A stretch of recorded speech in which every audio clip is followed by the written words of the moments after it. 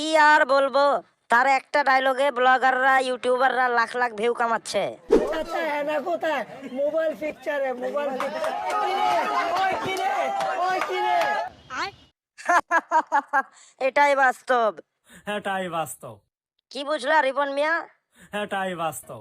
এই দেশের কিছু কিছু ব্লগার, ইউটিউবার, ফেসবুকার, টিকটকাররা আওয়ামী লীগের চেয়েও বড় পাজি। কেন? বেচারা ব্যবসা করে খাচ্ছিল, হুদায় বাড়ার একটা ডায়লগ ভাইরাল করে তার পেছন মেরে দিল। এরা কখনো ব্যবসায়ীকে ভাইরাল করে, কখনো চোরকে ভাইরাল করে, আমার ভুল হয়েছে, ক্ষমা করে দেন। আবার সেই চোরকে কোনো এক অনুষ্ঠানে প্রধান অতিথি বানায়। কি একটা আজব কারখানা! বাঙালির রুচিতে ঝামেলা আছে। অতিরিক্ত কোনো কিছুই ভালো না। এক শ্রেণীর ইউটিউবার ব্লগাররা অতিরিক্ত করে তার ব্যবসায় ক্ষতি করেছে, আর একদিকে সে নিজে ভুল ভাল ভ্যাট বকে তার নিজের ক্ষতি করেছে। বলো কি, তুমি সত্যি বলছো? আবার আরেক দিক দিয়ে হিসাব করে দেখতে গেলে সে কিন্তু এখন বাংলাদেশের একজন স্টার। কেন? কাঁচা বাদাম গানের ভুবন বাদ্যকর, রাজুদার পকেট পরোটা, এদের মতোই অবস্থা হলো তরমুজওয়ালার। কি আর বলবো, সোশ্যাল মিডিয়ার যুগ। এই তরমুজের এলাহি কাণ্ডে মাগুরার সেই শিশু আসিয়ার নিউজগুলো চাপা পড়ে গেল।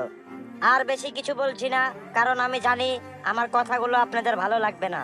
তারপরেও যদি ভালো লাগে তাহলে লাইক করুন, নতুন হলে সাবস্ক্রাইব করুন।